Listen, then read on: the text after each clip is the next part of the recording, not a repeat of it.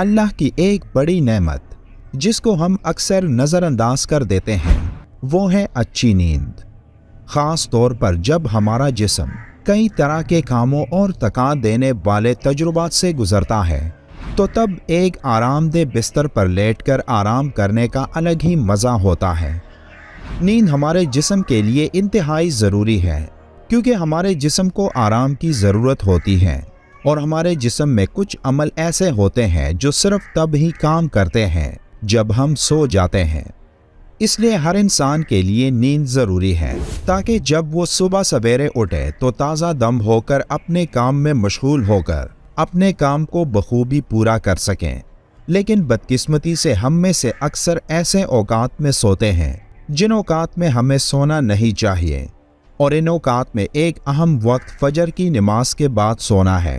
ये वक्त ऐसा होता है कि पूरी रात अच्छी नींद के बावजूद एक इंसान इस खास वक्त में दोबारा सोने को तरजीह देता है।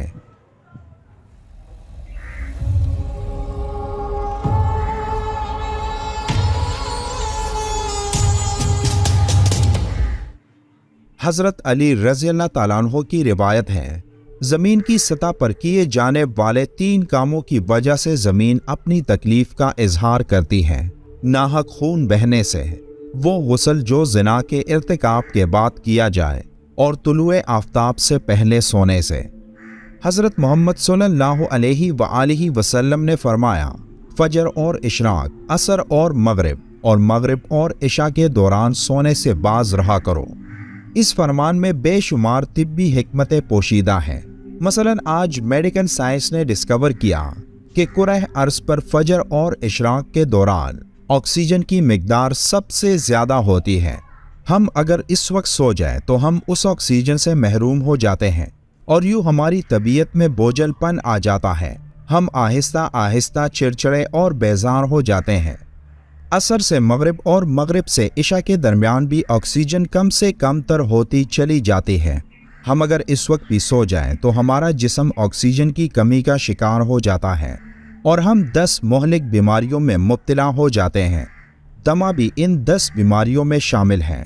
इसलिए आप ये औकात जाग कर गुजारें तो आप पूरी ज़िंदगी सेहतमंद रहेंगे। हज़रत आयशा रज़ी अल्लाह ताला अन्हा की मशहूर रिवायत है, फिर जब मुअज्जिन फजर की आज़ान देकर खामोश हो जाता और फजर तुलू हो जाती यानी सुबह की रोशनी फैलने लगती तो आप सल्लल्लाहु अलैहि वसल्लम खड़े होते और 2 रकातें हल्की यानी फजर की सुन्नतें पढ़ते और उसके बाद अपनी दाहिनी करवट पर लेट जाते थे। यहाँ तक कि मुअज्जिन अकामत कहने की इजाज़त हासिल करने के लिए आप सल्लल्लाहु अलैहि वसल्लम के पास आता तो आप नमाज के लिए मस्जिद तशरीफ़ ले जाते हैं। फजर की सुन्नतें पढ़ने के बाद थोड़ी देर के लिए आप सल्लल्लाहु अलैहि वसल्लम इसलिए लेट जाते थे ताकि तमाम रात इबादत इलाही और नमाज में मशगूल रहने की वजह से जो थकान वगैरह पैदा हो जाता था वो थोड़ी देर आराम कर लेने से ख़त्म हो जाए और फ़र्ज़ पूरी चुस्ती और बशाशत के साथ अदा हो। लिहाजा बेहतर ये है कि जो आदमी रात को इबादत इलाही और ज़िक्रुल्लाह वगैरह में मशगूल रहे उसके लिए फजर की सुन्नतें पढ़कर थोड़ी देर के लिए लेट जाना मुस्तहब है। सैयदा फातिमा रज़ी अल्लाह ताला अन्हा बयान करती हैं, मैं सुबह के वक्त सोई थी कि रसूलुल्लाह सल्लल्लाहु अलैहि वसल्लम मेरे पास से गुजरे और आपने मुझे पाँव से हिलाया और फिर फरमाया कि उठो, अपने रब की तरफ से रिज़्क़ की तकसीम में शामिल हो जाओ और गफलत शार लोगों की आदत इख्तियार ना करो। अल्लाह ताला तुलुए फजर से तुलुए आफ़ताब तक लोगों का रिज़्क़ तकसीम करता है। हमारे इर्द गिर्द ऐसे कई लोग होते हैं जिनको रिज़्क़ की तंगी का सामना होता है। अगर आप इन लोगों से पूछें कि सुबह किस वक्त जागते हो तो उनका जवाब भी यही होगा कि रात देर तक जागकर सुबह देर से उठना होता है, और यही वो वजह होती है कि रिज़्क़ इन लोगों पर तंग कर दिया जाता है। एक हदीस में है कि तुलुए फजर और तुलुए आफ़ताब के माबैन एक घड़ी है जिसमें बंदों की रोज़ी तकसीम की जाती है, और जो तकसीम के वक्त हाजिर रहा वो गायब की मानंद नहीं हो सकता। हदीस पाक में ये भी जिक्र आया है कि जो शख्स फजर के बाद सोने का आदी हो तो अल्लाह उसकी यादाश्त को ख़त्म कर देता है اور بعض روایات میں یہ بھی آتا ہے کہ فجر کے بعد سونے والوں کے لیے حلال رزق کے دروازے بند کر دیے جاتے ہیں۔ اسی طرح کئی لوگ رمضان المبارک میں سحری کے بعد سو جاتے ہیں اور اسی وجہ سے ان سے فجر کی نماز رہ جاتی ہے، جو ایک بہت بڑا نقصان ہے۔ اور اگر نماز کے ضائع ہونے کا خطرہ نہ ہو تو کچھ دیر سو جانے میں کوئی حرج نہیں۔ یہ بھی یاد رہے کہ سحری کے آخری وقت میں کھانا افضل ہے۔ اگر آدمی آخری وقت پر سحری کھائے تو سونے کی نوبت ہی نہیں آئے گی۔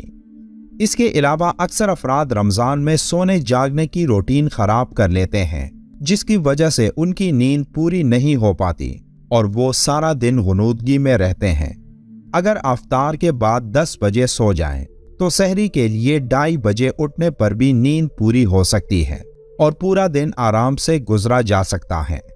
روزہ ہمارے جسم کے لیے ایک قدرتی سسٹم ہے، جس کے دوران جسم میں فائدہ مند خلیات بن رہے ہوتے ہیں اور خطرناک بیکٹیریا اور مائکروبز وغیرہ جسم سے باہر نکل رہے ہوتے ہیں۔ اس دوران جگر کا ڈی ٹاکسیفیکیشن سسٹم بھی کام کرنا شروع کر دیتا ہے اور اس سسٹم کو ہائی فائبر غذاؤں، پھل سبزیوں اور جسم کو ہائیڈریٹ رکھنے کے ذریعے تیز کرنا چاہیے۔ اس کے علاوہ 10 سے 12 روزے رکھنے کے بعد جسم میں ایک ہارمون ریلیز ہوتا ہے جو گروتھ ہارمون کہلاتا ہے۔ یہ جسم کو فٹ رکھنے میں مدد دیتا ہے۔ آج معاشرے کا ہر فرد رزق کے بارے میں پریشان ہے۔ کما کے تک جانے کے بعد بھی دلی سکون نہ ہونے اور ضروریات کے پورا نہ ہونے نے دل و دماغ کو بوجھل کر دیا ہے۔ کہا جاتا ہے کہ فجر کے بعد کے 6 گھنٹے استعمال کرنے والے شخص کے دن روشن اور پرسکون ہوتے ہیں، جبکہ دیر سے اٹھنے والوں کے بوجھل اور ناکامیوں سے۔ فجر کے بعد کے 6 گھنٹوں کی مثال ہماری نوجوانی کی ہے۔ جس طرح نوجوانی کا دور ہماری زندگی کا بہترین، صلاحیتوں سے بڑا، خوابوں کو حقیقت بنانے کا دور ہوتا ہے، اسی طرح 24 گھنٹوں کی نوجوانی صبح کے یہ 6-7 گھنٹے ہیں جن کے استعمال سے ہم اپنے مقاصد حاصل کر سکتے ہیں۔ طلوع آفتاب کے وقت جاگنے میں ہی صحت، سکون اور ترقی کا راز پوشیدہ ہے۔ اللہ ہم کو قرآن پڑھنے اور قرآن پر عمل کرنے کی طاقت عطا کریں، آمین۔ ویڈیو کے آخر میں ایک بار درود شریف پڑھنا مت بھولیے گا۔ ملتے ہیں ایک اور معلوماتی ویڈیو میں، تب تک کے لیے اللہ حافظ۔